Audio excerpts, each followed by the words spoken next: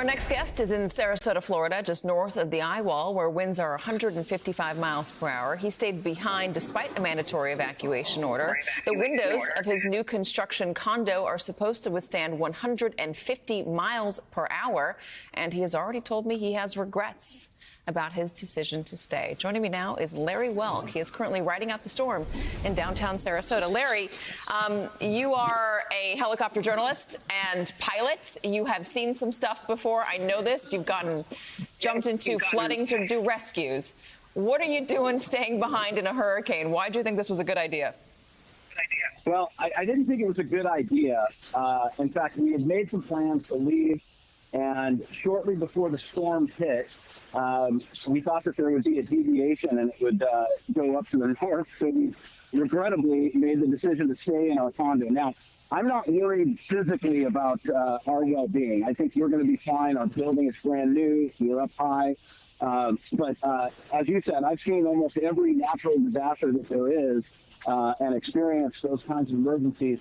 But nothing prepares you for what is truly just an amazing course and show by Mother Nature. This storm that's behind me right now, and again, you're still about 20 miles north of where the eye wall is, and the winds have picked up. As a matter of fact, just around the corner, I'm standing behind some shelter right now, and as I walk around the corner, I'll show you what it looks like here.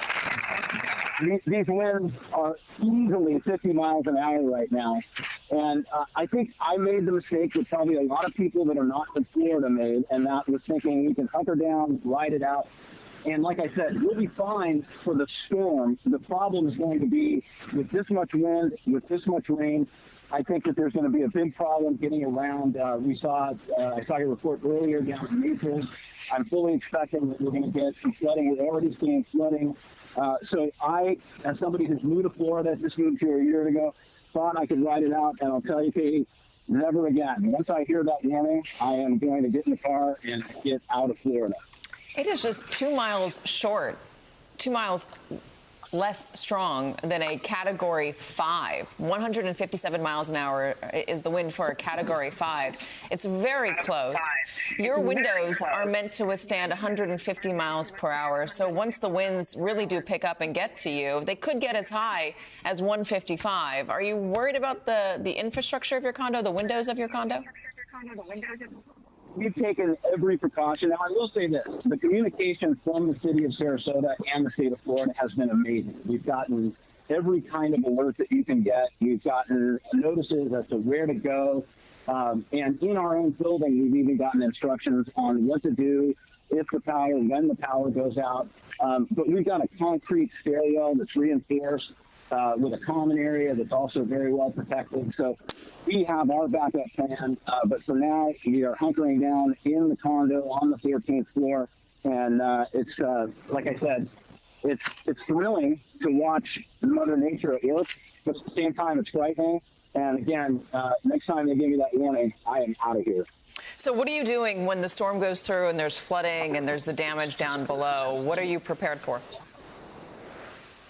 Well, the other part of this is that I'm married to somebody who's from Florida. In fact, her parents live just about 30 minutes north of where we are. They actually evacuated. They came down here to stay with us. And remarkably, they thought that was going to be the safer move. Turns out we probably should have gone to their house.